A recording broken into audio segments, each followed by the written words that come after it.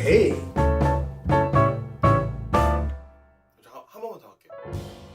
Hi, everyone. My name is Carolyn Hinds. I'm a film critic and journalist. And this episode, I'll be talking with filmmaker Jay Rosenblatt about his 3 films, How Do You Measure a Year, Human Remains, and When We Were Bullies, which are being screened at the 2023 Busan International Short Film Festival. And this interview is for the KCrush America magazine, which I'm covering the festival on behalf of. So I'm so happy, first of all, to have Jay join me to talk about this festival and his involvement with it. And not only as a presenting filmmaker, but as someone who has an extensive filmography in Hollywood, but also internationally, because your films have shown at international film festivals and is showing at the Busan Short Film Festival, because for this year, 2023, the US is the guest country, so like every year they have a different country that is featured and highlighted. And for this year, it's the US. And for you, Jay, I want to first ask you, I usually like starting my interviews by asking my guests to say a bit about themselves,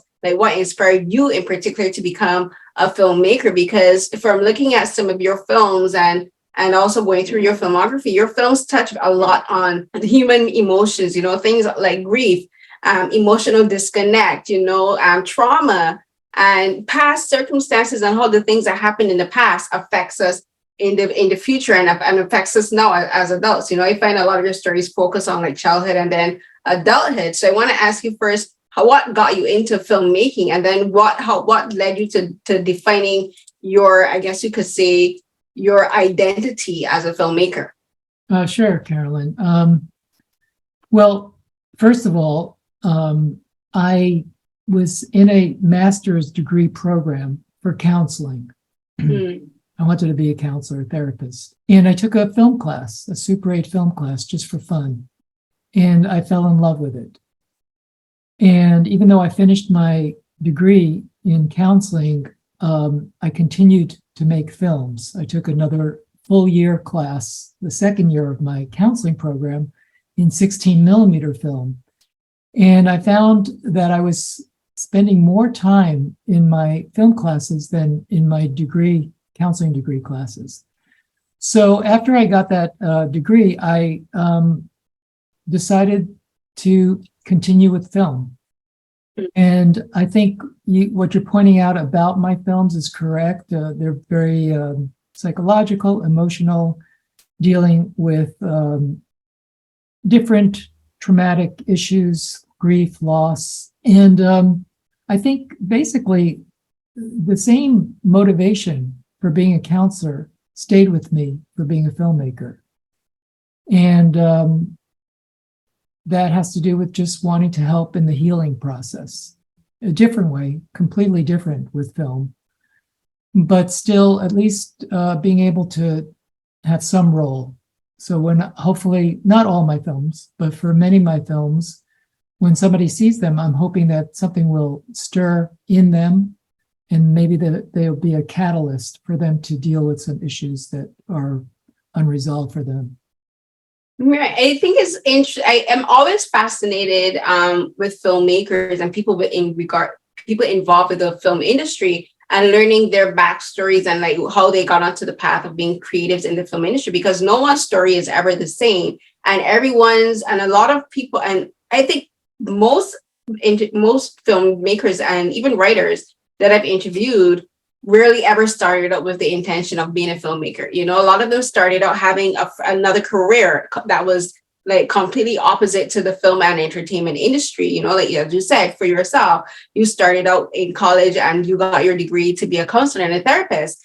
And a lot of people may think, okay, that like those two things are kind of like diametrically opposed to each other. But I actually think that film to me is very relatable to therapy and to counseling, because like for me, when I'm going through something in particular, like, if I'm having, because I'm disabled, I have MS, and I also have depression, and I also have seasonal affective disorders. I have all these issues, but when I'm going through like a cognitive episode or even a depressive episode, sometimes it's hard for me to communicate, with other people, and it's hard for me to take information, but I can find comfort in watching something. I can find a way to relate not only to the story, but I can use that story to relate to other people. Like if, for instance, if it's a film that other people have seen, or even a drama or a TV show that people have seen, I can say, okay, this at this particular plot point in this film or in this show, in this story, I can relate to, and it can help people understand where I'm coming from, but it also helps me to relate to other people, and like, especially if you're people from different races and different ethnicities and different cultures. And we always talk about music is the one form of communication where you don't have to be able to speak the language to understand the story that's being told. And I think film is like that, like sometimes, even if you don't understand the dialogue, because I do that. As soon as I watch films in another language, and if it's closed captioning is available, I'll still watch, and like, even though I might not understand like specific nuances in the story, I can watch the story and I can still get what the story is about, because I can read the actors' faces, I can read what is their costume tells a story. The cinematography tells a story, like the lighting, all of these things tell a story. So I can see how you would be gravitate. What's the word I'm looking for? How you would gravitate towards film as another medium of counseling and therapy, especially in your stories. So talk to me first about your first story that you made, your first therapy session that you made as a film, because I kind of see your films as a therapy session, not only for the subjects, but also for yourself. Yeah, interesting. Well, it's funny because the second student film I made was called The Session. So when I was the very first few films that I made, I was really trying to combine what I was doing in counseling with filmmaking. In The Session, which it's not a film that I really show because it's very amateurish, but there's a mime who's the therapist. And the patient comes into this, therapist's office and sits down and tells him that he's like, feels boxed in. And the mime, does the whole mime thing. So the mime is like kind of relating to him through mime. And through that process, there's a breakthrough for this depressed patient. So that was really early on. And then I made some other films that dealt with just psychological issues as a student, my student films. Once I graduated, one of my first films that kind of, I would say was more successful, showed at some big festivals, was a film called Short of Breath. And that film begins with what appears to be a therapy session. So I brought in that aspect of my interests visually in a lot of my early films and some of the later ones too. But interesting what you said about watching film sometimes without even the language. I mean, film is a very visual medium in most cases. I would think for some films that would be difficult to understand what was going on, like very talky films, like an Eric Romer film, that might be hard to watch without subtitles. But some really great films, you can pick up what's going on because, film started as a silent medium and silent films. Yeah. So I can appreciate what you're saying. But I think, sound, dialogue, music, sound effects, they're all really enhance a film experience. So, whenever possible, I think it's good to be able to understand what's being said. Oh, for sure. Especially this one is. But I think it's a good exercise for students to turn off the sound and just see, is a film working visually? Yeah, no, that's kind of like my philosophy, because like we're like for instance, like you're talking about films that in another language, for instance, there was like there's been a whole discussion of, like people getting used to reading subtitles, especially North Americans getting used to watching films with subtitles. And like I also have audio processing issues. So I always use subtitles or closed captioning if they're available, just for that reason, just because I'm disabled that way. But the other thing about you mentioned, and I was going to mention, is like the first films that were ever created were silent films. Everyone that ever saw those silent films had to watch these films without dialogue. And then once the technology advanced, where dialogue could be added, where a film score could be added, where you could have the sound editing coming and give you the audio for like sound effects and this kind of stuff. Like that, as you said, it enhances the storytelling. And like for your films, Like there's so many things that enhance the storytelling. Like for you're like one of the things that really struck me about the short film that's being presented for the festival is how do you measure a year, the one featuring your daughter Ella. And because I'm also a very visual person, I always pay attention to like small details. And one of the things that really struck me about this film is like even as she grows, you know, as she like you followed her from like her first birthday up to 18 years old. But even as she grows, I noticed the setting didn't change, you know, like you didn't change the painting in the living room where you did the interviews with her. Like the sofa stayed the same throughout the years.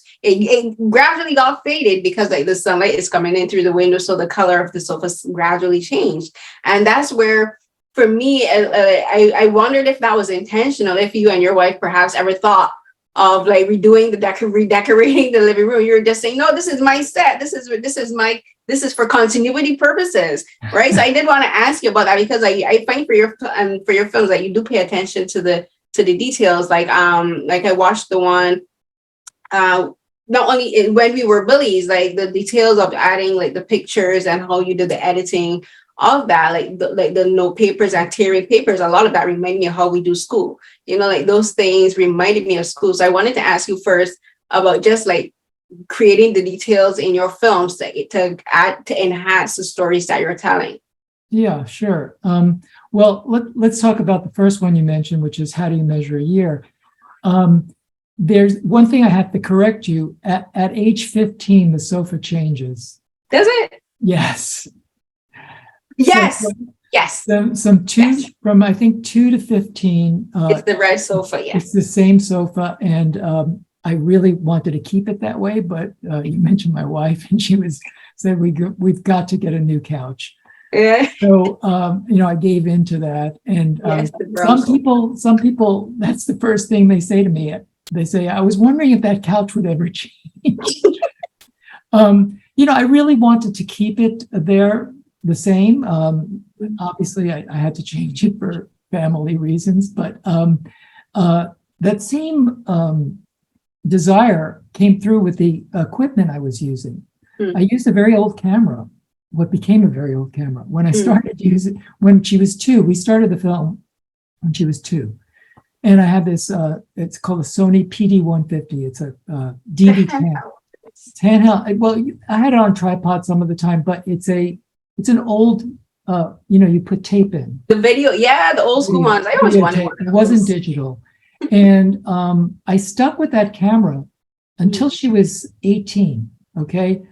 I had a newer camera, a digital camera, probably about the same time we got a new couch, but I didn't want to change the look of it. I wanted it to be very consistent. So even though I wasn't even sure the camera was working well, I stuck with it until the very last year. Yeah. The very last year, I decided I could maybe make a case for changing it because it was the last year. And I also filmed with 2 cameras. So I used the old camera and I used the new one. And then when I was editing it, I decided that I actually could use the new camera to my advantage. And if you remember in age 18, when she's actually speaking to the camera without me in the scene, the frame widens. Widens up, yeah. And that's because I used this different, newer camera. So, that detail, the couch, the camera, that's all very important in that film. That film's very simple. And I didn't want to do anything too fancy. I wanted, since so much of it is really about the passage of time, if I kept the frame the same, her size in the frame, the couch, the room, I felt like we would be focusing more on time passing. If I kept changing the scene, let's just say I had a different idea, I don't think it would be as powerful in terms of this young girl growing into a young woman. And when we were bullies, a completely different film. It uses animation, interviews, found footage, live action. It has a very, I would say, complex sound design. I mixed it in a very professional mixing house. I had a sound designer working on that film with me. So it was much different. But the soundtrack is extremely important. extremely important. And the same with Human Remains, the third film that they're showing. The details to the sound are what I think add a whole another dimension to the film. So we are going to get a little bit in depth about each film, but I want to start again with how do you measure your, because the thing with this film, what really struck me about this film is it's kind of surreal watching someone age on screen without the aid of prosthetics or special effects makeup. You know, like we see ourselves age daily. You know, we look back and we see pictures of ourselves from the time we were kids, you know, like I'm 30 and I'm going to be 40 this year. So I grew up in the age of books, you know, like the family albums. And like, you know, the cellophane, like opening up the cellophane and the Polaroids and seeing all of that. Absolutely. And sometimes my mom will send me pictures of my sister and I, because I'm a twin. And I look back and say, wow, we were that small, like we were that tiny, but like a lot of our face, like we're instantly recognizable because our faces really haven't changed. But like we've changed so much over the years, you know, we've grown so much. And in this film, like your daughter, Ellie, you watch her grow, you know, we the audience get to follow her journey. But then the thing that really strikes me is like how we always, like, you know, how we always start, like, and this is one of the questions you ask her in the film, like, what do you want to be when you grow up? You know, like we as human beings, we change our minds so often, you know, like children are hopelessly optimistic, you know, like their wants and needs are so simple, but as we get older, our wants and needs become very complex. Yeah. You know, and even if the answer is simple, I just want to be happy, which is something she says, like that's the one answer that never changes. You know, for all of the years that you were asking the questions, that's the one thing she never stops saying. She wants to be happy, you know, but as we get older, the meaning of happiness changes. So I want you to talk about that, the complexities of watching your daughter age in front of you in your daily life, but then watching her change and grow while you're editing the film. Right. Yeah. Well, you know, it was very important to have a ritual for this film, and birthdays are a ritual already. So it just made sense to do that. In terms of seeing her grow up and kind of watching time happen, I think it's more powerful in my film because it's a short film. Because all of this happens in 29 minutes. So we're watching someone go from age 2 to 18 in 29 minutes. So each year, we're only seeing about 2 or 3, 4 minutes of her.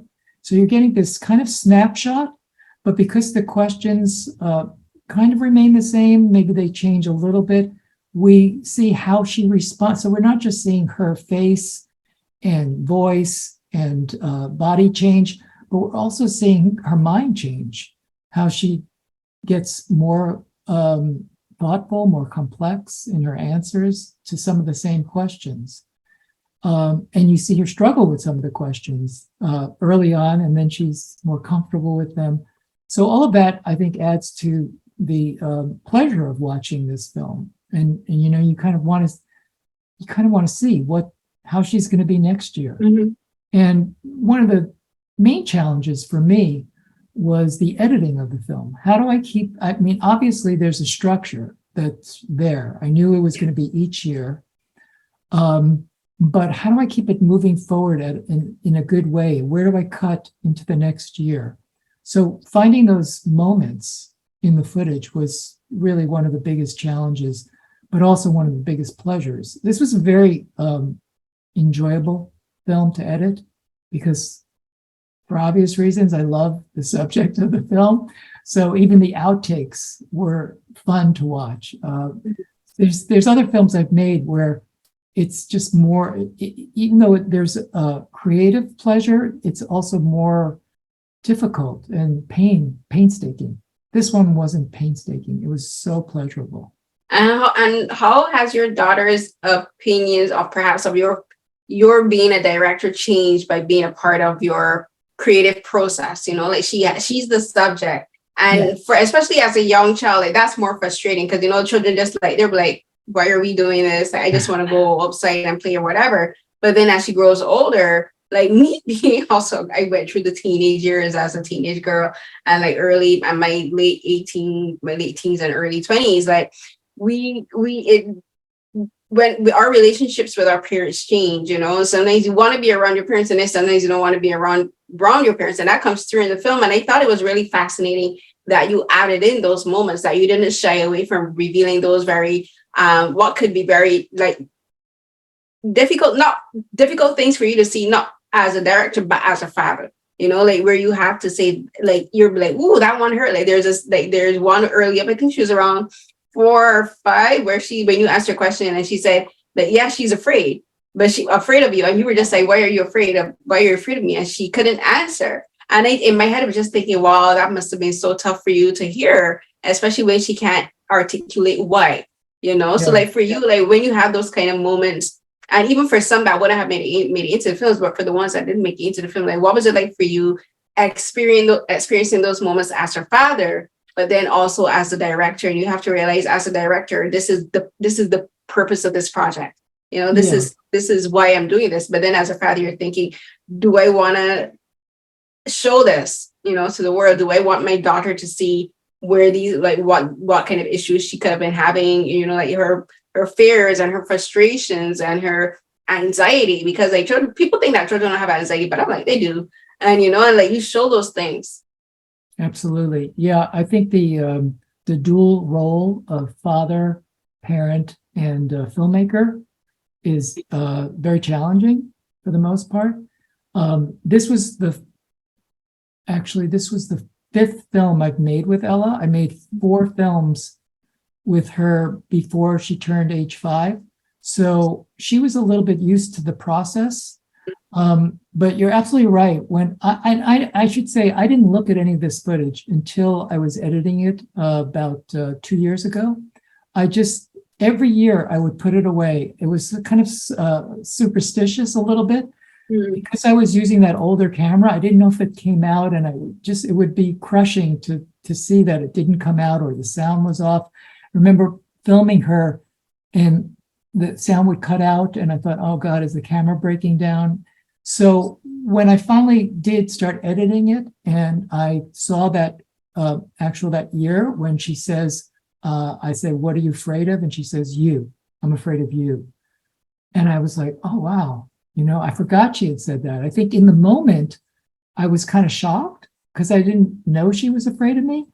But at the same time, it was clear that I don't know if it wasn't she couldn't articulate it. I think she just didn't want to say. Didn't want to say. I wondered that. And I didn't push her. I didn't say, come on, tell me. You know, I asked a couple of times, and then I just wanted to respect her boundaries, and for whatever reason, she didn't want to tell me. And I think that's fine. There were a few moments, you know, when she's 14, she's kind of having a rough time, and that comes across in the film. When I finished the film and had a rough cut, I actually showed her the film, and I said, is this okay with you? I did want to check in with her, make sure that I had her consent to show it, because she knew from the earlier films that they could end up showing to a larger audience. So she said it was fine. You know, she was a little embarrassed, a few things she said. And I said, well, is there anything you want me to take out? And she said, let me think about it. And I gave her some time. She talked to her boyfriend and came back and said, no, just leave it. It's okay. So I think that kind of answers a little bit about it. But being a parent, you know, that's the number one. Filmmaker's number 2. I wouldn't want this to affect her in any negative kind of way, making a film about her. In fact, when I made the 4th film about her, it's called Beginning Filmmaking, she really was developing a real personality. And I decided that with that film finished, that I wasn't going to make any other films with her. Just stopped. Even though I continued to shoot her on the birthday, the film, How Do You Measure a Year? I didn't know if that would turn into a film. And I thought by the time I'm finished with that, she'll be an adult and she can tell me if she wants me to do this. But I stopped when she was 5 because I really wanted to respect her privacy. And I was afraid that some people, friends, classmates would see some of the films maybe on TV and say, oh, I saw you in a film. And I didn't want I didn't know how that might affect her psychologically, so we just stopped. So yeah, parenting first, filmmaking second, but for these films that I've made with her, it was kind of nice to combine the two because, it was for me, it was very enjoyable to involve her. It was like this father-daughter project we had. I think it's a great thing to do because like it was something that I always wish my mom was able to do with my sister and I, and even our older brother. Is like I grew up watching like a lot of American films and TV, and like back in the 80s, I remember there was a show. You remember the Wonder Years, and like they'd have shows like that where like you would have the characters with the cameras, like the same camera you're talking about. I always wanted one of those, like so I could like do like home videos and stuff, and I'd have home videos to look back on. But we couldn't afford them because in Barbados, those kind of things are super expensive back then. Yeah. So I was always jealous of people to have those kind of the camcorders and stuff to record those home videos. So I think it's a beautiful project that you were able to continue throughout those, especially the most pivotal years of her life, because like from toddler age straight up to 18 is like some of the most significant times of our lives, as like we go through so much changes, we grow so much as people, we grow so much as like, especially as daughters. I think and this is where you get, and you mentioned it, like one of the things that you do get to see is how she's developing a personality and she's developing her own identity and her ability to say no, or saying, like I don't feel like doing this, and that's where she's forming who she is and who she's going to become. Like we get to see her face change. And I thought it was so, as I said, it's so surreal to watch her face change from 2 to 18, but we get to see her change mentally and psychologically. And I think that's a beautiful thing to be able to see as a parent, but I think it's also going to be a beautiful thing for her to have to look back on as an adult, like where she'll be able to look back and say, this is how I was as a child. Yeah, I agree. In fact, until I looked at the footage, I didn't know if I had a film. But I knew in making the film that at the very least, she'd have an archive of her growing up. And it didn't matter if it would turn into a film in the end. I mean, I'm really happy it did. But I knew that either way, it was worth shooting this and doing it each year. Sorry, my dog just busted into my bedroom. Sorry, she was there staring me down. No. We have dogs here too. Yeah, I had to call my sister to come and get her. Where was I? I also wanted to, and I wanted to ask you about your wife's opinion on the film, not only the end product, but just throughout the years, because we get to see her. I think we see her maybe once or twice, but we get to hear her. There's a moment where like Ella, like she was just like, I'm over this, and she laid down on the sofa. She was just like, I'm completely over this experience. And I heard your wife's voice. She was like, and so talk to me about your wife's perspective throughout the years, but then also on the end product. Well, she was very supportive of doing it. She knew it was our little thing, so she respected that. Tried to stay quiet during that hour and a half every birthday, which was challenging with dogs and the birthday. And she was thrilled with the end product and very excited. Yeah, no, I think it was a good experience. It's a father-daughter story. So even though my wife appears in it, it didn't want it to be just the whole family. That's not really what I want to do. That would maybe for this project wasn't the right choice. Yeah. But Ella does refer to her family a lot, so I thought it was important for us to see her mom and also to see her dogs. And there was one early cut where some of her friends show up on her birthday and they came into the camera, but I felt like it was diluting things a little too much. It was starting to feel a little too home movie-ish, you know what I mean? Yeah, no, it works perfectly as just her, and then like we see like your wife have significant moments, and then you at the end where it's just like you came in. I thought it was like the perfect way to end it, because this is where you stop being the voice behind the lens and you're actually present in the moment. So I thought it was actually a perfect way to end it, because they're just like, now you're not just this avatar, you're not just like the director, like you're stepping in from the position of a director and giving your daughter the hug and the attention that she needs in that moment. Because I think that's probably the most vulnerable she was in the entire film, because like that's when you had stepped away. You're like, would you prefer to do this after I left? And then the things that she said weren't probably what you were expecting. Like, you know, you like Mo, like she was just like, I love you, you know, she like, I'll miss you when I go off to college. And that was a moment of reflection for her. And Yes. and then it was, I just was just like, oh, like, oh, perfect moment. I know it was perfect. I couldn't have hoped for something better. Again, because I didn't look at the footage right away, I didn't know what she said. So when I watched it and saw that scene, I was just so touched, and I thought, what a gift. Yeah, What a it gift. is. It is. What a gift to your father, but also to the filmmaker. I know, right? You're just like, as a filmmaker, you're like, yes, perfect moment captured on camera. Exactly. Yeah. Right. And so now we're going to transition to talking about when we were bullies, which I think it, in a way, can be also looked at as a gift in another form, where this is the gift of resolution. You know, because in this film, you're talking about an experience that you yourself had blocked out, having experienced like 50 years ago when you were in grade school. And it was a situation of bullying where you, like, because this is one of those moments where you're just like, life is so funny. You know, like you heard the voice of this person narrating a short film, and you're just like, I like that voice. I'm going to find this person because I want them to narrate my short film. And then you realize this is a person that not only did you know years ago in school, but you were involved in this in one particular situation that affected not only the two of you, but your entire classroom, like an entire classroom of people. Like it had a very significant impact on everyone involved. So talk about the gift of when we were bullies, and like how that film turned out into being something that you didn't expect it to be. Like, you know, it was a moment of, I think, like from what I listened, it was a moment of like deep self-reflection for you personally about thinking about who you were as a child and like who you grew to be as an adult. Kind of similar to how do we measure a year, like the same thing with Ella, where it's talking about her childhood, and then this one in essence is also talking about your childhood and like who you were then.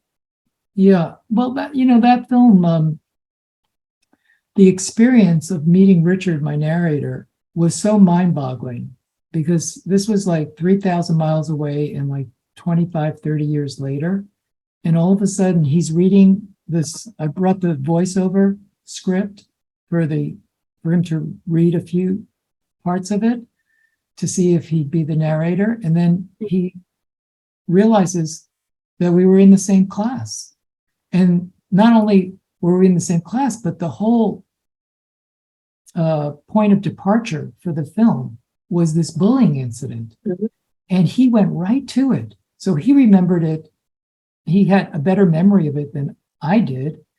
And he was able to fill in some of the gaps that I had in my memory.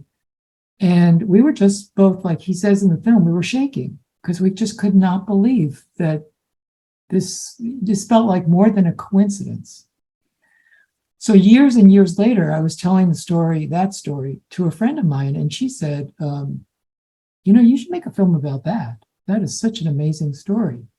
And I thought, yeah, it is a great story. It's a story that I used to tell at film festivals when I would show the first film, The Smell of Burning Ants. Sometimes something would come up and I would just tell this story because it was so remarkable. And then once I decided to make a film that was using that coincidence, let's say, as a point of departure, that's when I had all these other ideas, tracking down my fifth grade classmates and eventually finding my teacher and things like that. So the film grew out of the coincidence, but got to be about much more, about memory, about mortality, about bullying, of course, about complicity, about film ethics too. I don't want to give it too much away, but there's a lot of things that I discovered in making the film. And it's probably, in many respects, the most transparent film I've made, because everything that I am going through in making the film, I bring into the film. So my doubts, my questions, they're all in the film. And things kind of evolved. It took about 4 years to make that film, and things changed as I was making it. Like, for instance, I'll give one example. I just assumed my fifth grade teacher had died. Mm. I assumed like she must be really young. It didn't even cross my mind to try to search for her. Mm. But then when I was at this grade school reunion party, which is already a strange thing, but You're in grade I school. got invited to that while I was making this film. So, and I that's the kind of thing I wouldn't go to normally. I'm not that interested in reunions. But because I was making this film, I said, I have to go to this. And it was at that reunion that I told people what I was making a film about. And one, not a classmate, but a schoolmate said, Mrs. Bromberg came into an office that I work in Florida. And I thought, oh my God, is Mrs. Bromberg alive? And she said, I think so. She helped me track down Mrs. Bromberg. So everything kind of that evolved in the film, I put into the film. And so it was quite a journey. But you're right, there is some parallels to the how do you measure a year, in that it deals with childhood experiences. We see me as a 10-year-old, then we see me as an older adult getting on. And we see pictures of me, middle-aged, things like that. So there is a little bit of, I would say, reverberation or between the two films for sure. Yeah, the thing about this film in particular, as I said at the beginning, the thing that I really related to with this film was like when I was in school, I was bullied. I was bullied in primary school and I was bullied in secondary school. And I remember like growing up, there was always this phrase that would always be said, sticks and stones may break my bones, but words will never hurt. And I've always been adamant that saying makes no sense, because I'm like, words hurt as much as physical blows, Absolutely. And when you're being bullied, like the things that people say and do, like they stick with you, they stick with you a really long time. And I still remember my bullies, I still remember the things they do. And it's created this, I have zero tolerance for bullying because of that. I have zero tolerance for people being treated unfairly. That's just a part of me, because of how I grew up and the experiences that I went through. But the thing about this film that I thought was was really, I think, profound is the self-awareness that you and Richard and all of your other classmates that you have, because one of the things that people who have gone through bullying we always think of is like the people that bully us. Do they ever remember? Right. That they bullied us. Do they ever remember? And even if it could have been just one situation, but like that kind of thing sticks with you. And the thing with this film is that you are willing to reveal this painful chapter in someone's life, and the part that you yourself played in it, Right. like you didn't shy away from it, because even when it was suggested that you made this film, you could have been like, I don't think I will, because that's going to reveal something about me that I don't want to reveal, or I don't want to go through, because like I as myself, as having been bullied, I can see the perspective of the victim, who's like Richard or Dick in this case. Right. But I'm mature enough and I'm self-aware enough to also like see how you yourself were saying, as doing some self-examination, some self-reflection, and thinking the actions that I caused could have been more harmful than I realized, and like you yourself, you were saying that you kind of blocked it out unconsciously, whereas like Richard and the other classmates, they remembered particular incidents, and like some things that even like, and then again, like I'm always fair to children as well. Like some children sometimes aren't aware that what they're doing would be considered bullying, But then as you grew older, you realize, wait, this thing that I did, this is not a good thing. And the film really goes into that. So talk about not only your experience of reflecting on your own self as a person, but also Richard and the other classmates and the kind of interviews that you had, because they would have had to sit with themselves and realize, like not only what they did in school, but maybe other things they did throughout the years, as adults or as teenagers. And they could have reflected and say, maybe this is a behavior that I need to change, because adults bully as well. you know, like, and some adults don't realize that what they're doing is bullying. So talk about that process for you and Richard and the others. Okay, yeah, sure. Well, first of all, the classmates I interviewed, I was very touched by their recollections, and all of them felt really bad about what happened. Some of them didn't remember it at all, but everyone did remember. I'll call him Dick just to make it clear, because my narrator's name is Richard also, and that's part of the story. But you know, they all had some remorse about it, and but they all remembered him. And I did want to say that you know, I was bullied too growing up. So you're not only on one side of it. I mean, in my film, I didn't want to say that because I wanted to focus on complicity, and I was certainly complicit in this event. I think most of the class was, according to what people remember. And that's what I wanted to focus on. But I think having been bullied too gave me some maybe empathy and insight into what I was part of in this particular incident. But you're right, it does stick with you. And but it's again, sometimes we've been on both sides of it. It's not always black and white, you know. Yeah, it's not always black and white. Exactly, especially, and that's the other thing, like another parallel between this and how do you measure year is like it shows the complexity of children. You know, like children do have like very like in like the question. There's a question that you asked and in the film, and it's one that is a through line that kind of stayed with me, and it's something that I've worked with kids like before even when I first started being a film critic, I was working at a public school with kids, and I've always been like a babysitter and nanny, worked at a daycare, so I've always had a relationship with children, and I've always acknowledged that children are extremely terrifying. Like children can be very terrifying, but they're also very deep thinkers, and they're very observant, you know, and like in the thing you talked about in the film, like why like kind of like a hierarchical system within the class. Yeah, you know, like children, like what is it about children where if they pick out who the weakest person is, and they're just like, we have to maintain our own position in this hierarchy.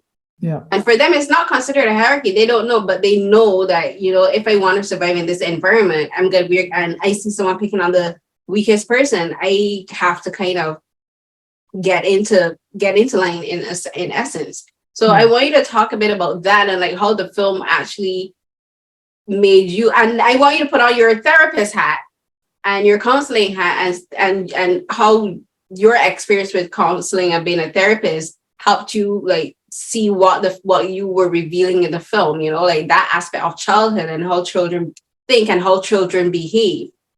Yeah, I think that my teacher says it, I think, pretty well when she says kids have a sixth sense where they can pick up on vulnerability and weakness, and part of that is you know, I think in our DNA.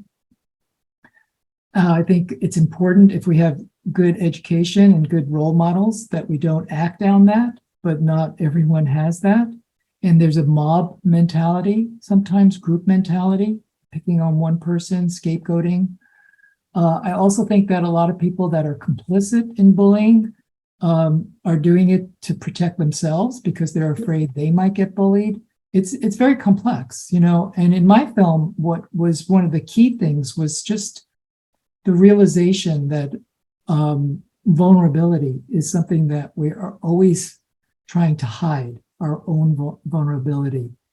And it really is a source of strength. It's not really a weakness, but especially men, are raised to think that being vulnerable is being weak. And in this film, I'm trying to bring out the opposite, that the vulnerability that I recognize in myself, which has to do with my brother's death, was also my connection to the person that we bullied. So, you know, I think that's my kind of aha moment in the film. Yeah, I think vulnerability is beautiful because it not only allows you to be empathetic and to be with other people, but I think it allows us to be empathetic with ourselves, because like we, as you know, the saying goes, we are our own harshest critics. You know, we can be our own worst enemies. You know, we can be the biggest stumbling blocks in our path. And being vulnerable in all aspects, whether it's emotionally vulnerable, mentally vulnerable, whether it's being physically vulnerable, like putting ourselves in situations that we are afraid to step out into, you know, like being afraid to put ourselves in a path, and you're not sure what the outcome would be. Like, for instance, like using your own personal experience, like you started out going to school to be a therapist, you got your degree, and then you made the shift to become a filmmaker. Like that could have been like a potentially terrifying outcome, because you're just like thinking, how do I become a filmmaker? How do I make a career out of filmmaking? So I want you to, so like we're gonna have to wrap it now, but I want us to end off talking about vulnerability as a filmmaker and how like that has helped you become a better filmmaker over the years. And like, especially now that you're older and like you have all of these life experiences and you've made all of these films and had all of these accomplishments. What does vulnerability mean to you now as a filmmaker? Well, I think that for me, being very sensitive, trying to be sensitive to other people and to other people's concerns and my own, like looking inside myself, makes my filmmaking more powerful, to be honest, more complex, more layered, more nuanced.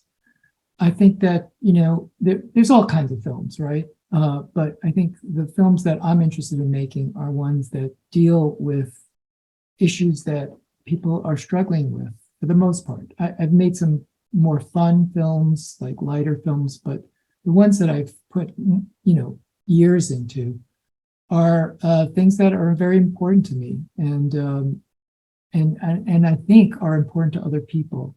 So again, going back to the counseling background, the motivation is to, and I've used this expression before. Somebody told me this at a festival I was at.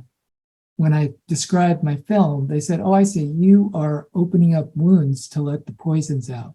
And that really stayed with me. And I feel like that's really part of what I do in my films is I really want to, you know, get to what our vulnerabilities, what our pain is, what our hurt is, and open it up in such a way to help it release, to get those poisons out. No, that makes perfect sense, because sometimes the best way for an injury to heal is actually to expose it to fresh air, you know, like just leave it open and let it heal. So like, I think that's a great way to not only look at filmmaking, but also to be a filmmaker, to see as a way to, as a healing process, whether it be for you or for the subjects or for your audience, for anyone who could watch these films, to sit back and reflect and think, is this something that I need to change in my own life? You know, or think back on a situation that they had and say, do I need to go and apologize to someone? Do I need to go and hold myself accountable in a particular situation? Do I need to pay more attention to my daughters or my sons or to my children and figure out what do you need in life? What can I do for you as a parent, you know, or as a sibling? So I think it's great that you as a filmmaker use vulnerability as a part of your filmmaking process. And I wish a whole lot more filmmakers would do it. But I wish more humans did it, right? Please, like we need to, I'm like, human beings, we need to do so much better. We can be so much better. We really are our own worst enemies. But the medium of film is one of my favorites because it helps us to process things, you know, whether it be grief or even joy. And for your films, like the ones that I've seen, and I hope I'm able to watch some other films, because I love your filmmaking process and I love the way you approach filmmaking and storytelling. So but thank you so much for taking the time, for joining me, and also on your Oscar nominations, because your film, like How Do We Measure Here, was nominated for Oscar short film. So congratulations for that, and like it's showing at the Busan Short Film Festival. So like congratulations on that, and for taking the time to talk to me about your work. My pleasure, Carolyn. It's been my pleasure. Thank you.